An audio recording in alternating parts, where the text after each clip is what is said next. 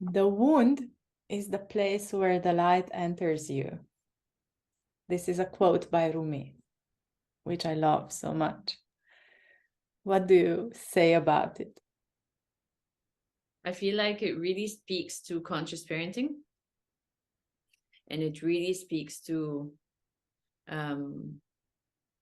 how when a parent or a person is in reactive mode and their emotions are charged, it's because there is a wound there.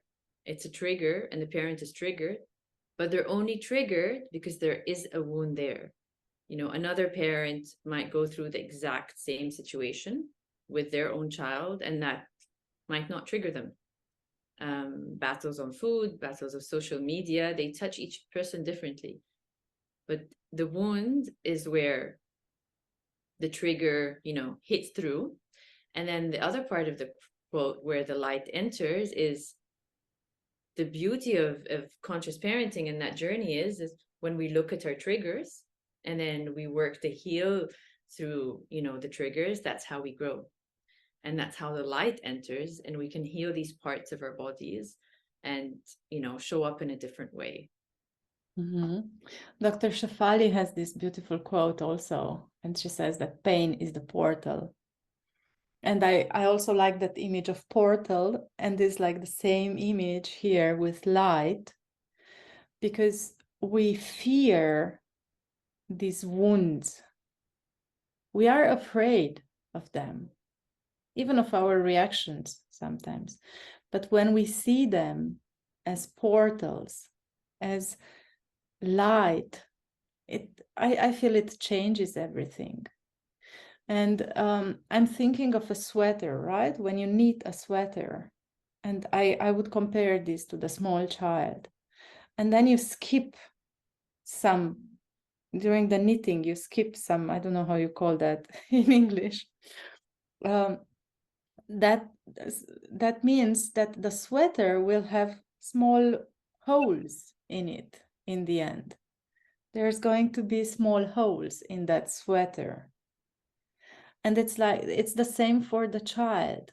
When we allow for these holes to show up, what does a hole mean actually? It means unfulfilled needs, right?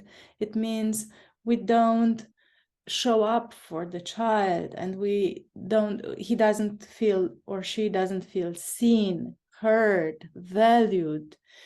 When the child doesn't feel they belong, then these holes are created, and that's the place where later on the light will come through.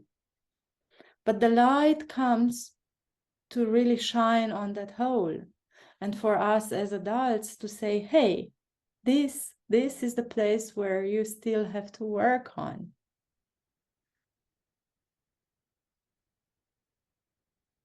Absolutely. And, you know, if we would reflect on a person's growth journey or journey in general, it's discomfort or wounds or pain that leads a person to change, to reflect, to, you know, consider something different.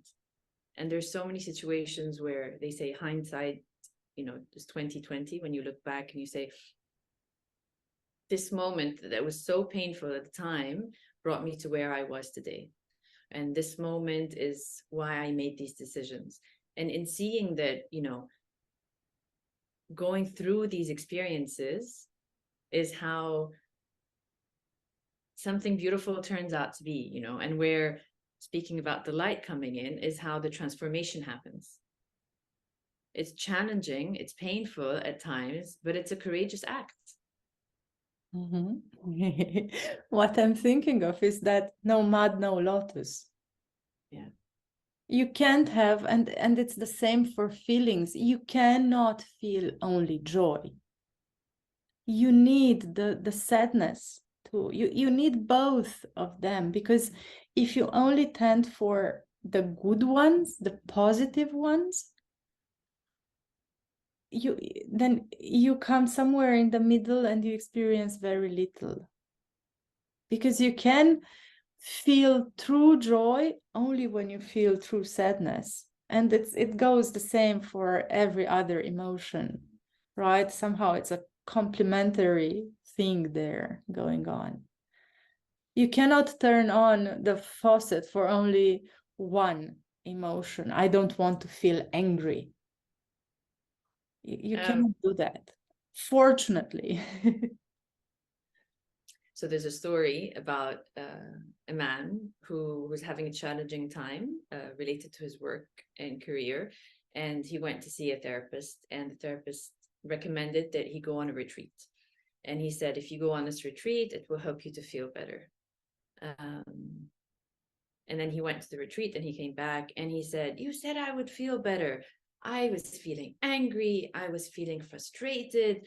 And then when I wasn't angry and frustrated, I was sad and I was feeling, really sad.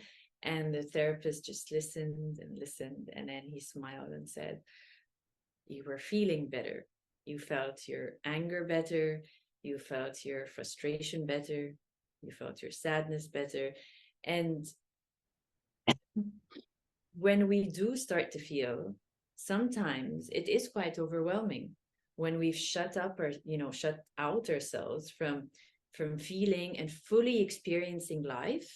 It could be a little challenging when we open up and we start to feel all these challenging emotions, because like you said, we can't open our heart to some and not open our heart to the others. And when we start opening up our hearts more and living from our hearts more, then the beauty is we love more, we feel and enjoy life more fully, but at the same time we also experience everything else much more magnified. Exactly.